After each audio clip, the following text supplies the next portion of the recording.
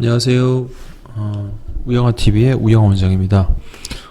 이번 시간 논문은 경추 목 신경근병증 환자의 증상과 감별 진단에 초점을 맞춘 그런 논문을 가지고 과연 목 디스크에 대한 진단과 치료는 최신 지경은 어떻게 되는지 한번 알아보는 시간을 갖도록 하겠습니다. 이번 논문도 아시아 스파인 저널 2020년 12월 20일자로 이제 발간된 논문입니다. 그래서 경추 신경근병증은 10만 명에 한 83명 정도, 남성, 여성보다 좀 많고요. 50대에서 가장 많이 발생합니다. 증상은 무감각, 쇠약, 변형된 반사 등을 통한 목 및 편측 팔의 통증이 나타날 수 있다고 되어 있고요. 경부 신경근병증에 대한 병태, 생리, 특징, 감별 진단, 치료 옵션 등을 알아보려고 합니다.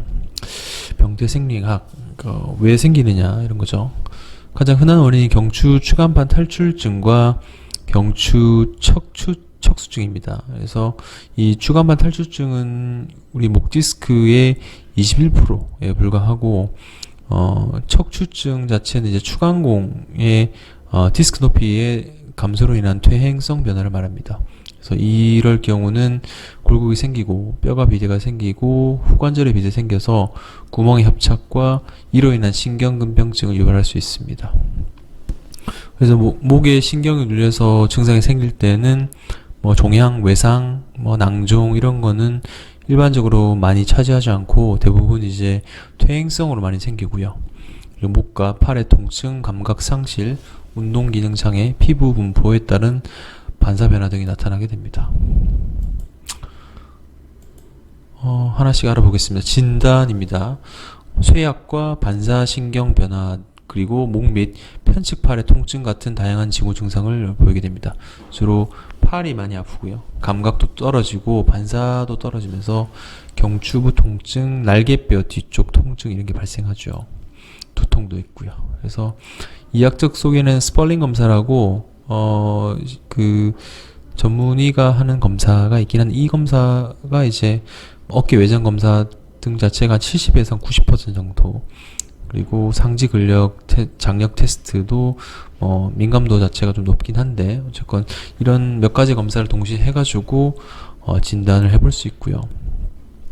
중요한 게 영상이죠. 그래서 기존 방사선 사진 같은 경우는 신경공, 이거 통로 쪽을 보기 위해서 경추 비스듬한 사진을 촬영하는데, 이런 것들은 가격이 좀 싸고 통로를 확실히 볼 수 있고 골절 같은 거 및 불안정성도 볼 수 있기 때문에 많이 사용되고 있죠. 그리고 CT 같은 경우는 구멍 협착증, 그리고 황색인대 골화증 같은 것도 확인해 볼 수 있고, MRI가 제일 경추 디스크의 병리를 감지하는 가장 일반적인 영상 방법이죠. 그래서 경추에서 이제 사선, 우리 추간공 MRI라고 하는데, 이 사선 MRI 영상이 구멍 협착증 평가위에서 점점 더 강조가 되고 있습니다.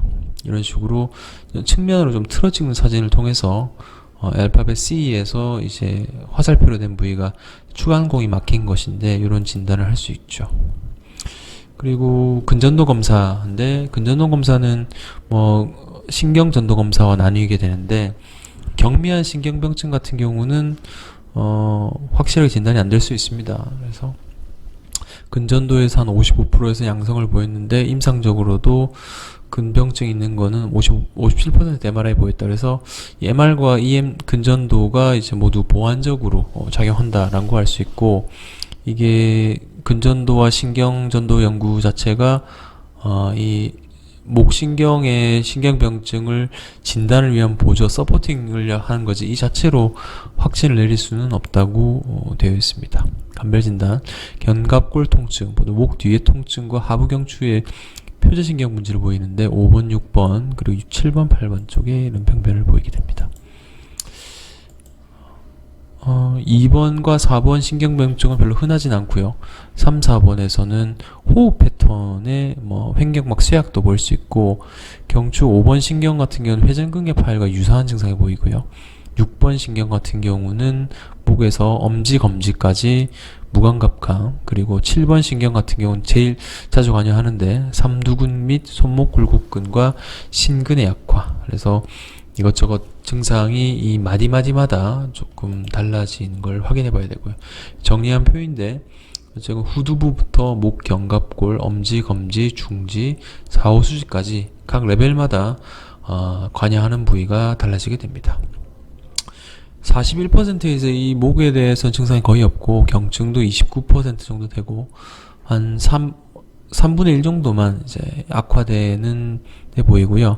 83% 회복하는데 2, 3년, 22%는 뭐 그렇게 심각하지 않다고 해서 대부분 보존적인 치료로 나을 수 있고 뭐 견인, 마사지, 약물 치료, 그리고 4에서 6주 정도 했을 때 효과 없으면 스테로이드 주사를 쓸 수 있고요.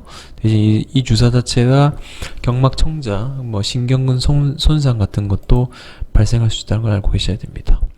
수술적인 치료는 최소한 3개월 정도 보존 치료를 하고 나서도 신경학적 결함이 있는 경우입니다. 앞뒤로 수술 많이 하는데 후만증이 있는 경우는 앞쪽으로 수술하는 것이 권유되죠. 그래서 ACDF, 뭐 디스크 제거 및 융합 수술인데 거의 90% 가까이에서 아주 좋은 만족도를 보이고 아직까지도 이제 골드 표준, 골든 스탠다드, 뭐 가장 적합한 그런 수술 방법으로 권유되고 있고요.